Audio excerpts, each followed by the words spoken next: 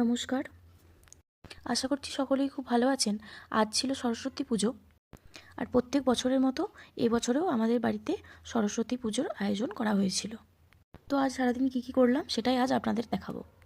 তো এই দিনটি এলেই স্কুল জীবনের কথা খুব মনে পড়ে। স্কুল লাইফে এই সরস্বতী পুজোর মজাই ছিল আলাদা। তো আর বেশি কথা না বাড়িয়ে দেখিয়ে দিই আজ সারাদিন কী কী করলাম।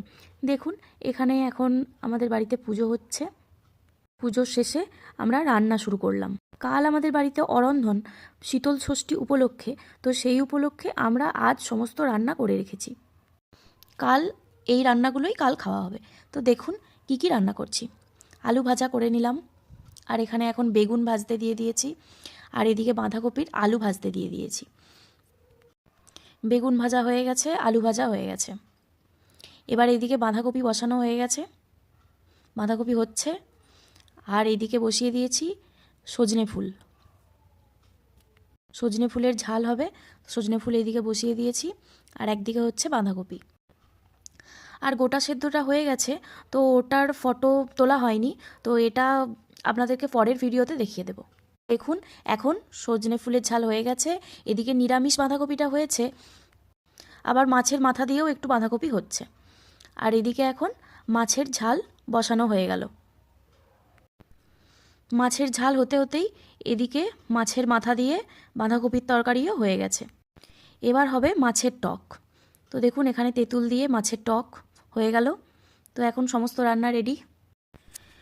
সমস্ত রান্না হয়ে যাওয়ার পর তো আমরা একবার সন্ধ্যাবেলায় বেরিয়েছিলাম ঠাকুর দেখতে। তো দেখুন, এখন আমরা চলে এসেছি। এই যে আমরা এই ঠাকুরটি দেখে আবার এখানে গেলাম। এই দেখুন, এই প্যান্ডেলটিও দেখতে খুব সুন্দর। তো আরও একটা প্যান্ডেল দেখার পর আমরা একটু ফুচকা পাপড়ি চাট খেয়ে নিলাম, তারপর চলে গেলাম আবারও ঠাকুর দেখতে।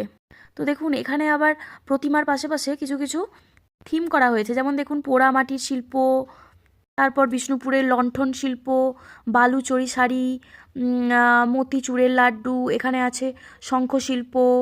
তো এসব বিভিন্ন থিম করা হয়েছে, মানে বিষ্ণুপুরের ফেমাস ফেমাস কিছু জিনিস তুলে ধরা হয়েছে। তারপর আমরা আবারও চলে গেলাম আরও একটি প্যান্ডেল দেখতে।